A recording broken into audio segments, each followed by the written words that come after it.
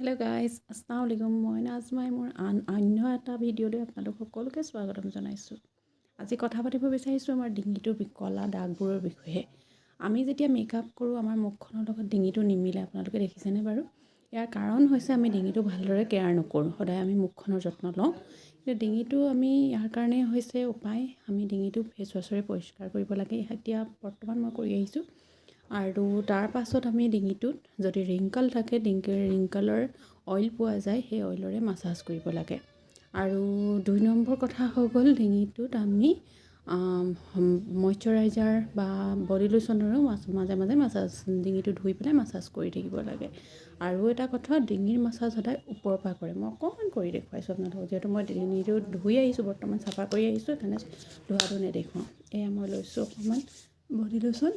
এয়া এনেদৰে আপোনালোকে এনেদৰে ডিঙিটো ফেচ ৱাছ কৰাৰ পাছত, পৰিষ্কাৰ কৰাৰ পাছত এনেদৰে মাছাজ দিব। এনেদৰে ৰাতি শোৱাৰ আগত সদায় মাছাজ কৰি হ'ব। ডিঙিটোত দেখিব লাহে লাহে কলা দাগবোৰ নাইকিয়া হৈ পৰিব, চাফা হৈ আহিব। আৰু এটা কথা কওঁ, ওঠৰ কথা। ওঠটো যে আমাৰ কলা পৰে, আমাৰ ওঠ কলা থকা মানুহে সদায় পাতলা লিপষ্টিক লগাব লাগে। আৰু ওঠ যে কলা পৰে, সেই কলা দাগটো যোৱাবৰ কাৰণে আমি অকণমান কটনত গাখীৰ লৈ ওঠটো খুবকৈ চাফা কৰিব লাগে। তেনেকৈ আমি গধূলি সদায় বা ৰাতি শোৱাৰ সময়ত এবাৰ হ'লেও ডেইলি কৰিব লাগে।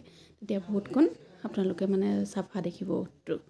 যদি ভিডিঅ'টো ভাল লাগিছে, ইউজফুল যেন লাগিছে কথাবিলাক, তেতিয়াহ'লে লাইক কৰিব, শ্বেয়াৰ কৰিব, ছাবস্ক্ৰাইব কৰিব। ধন্যবাদ।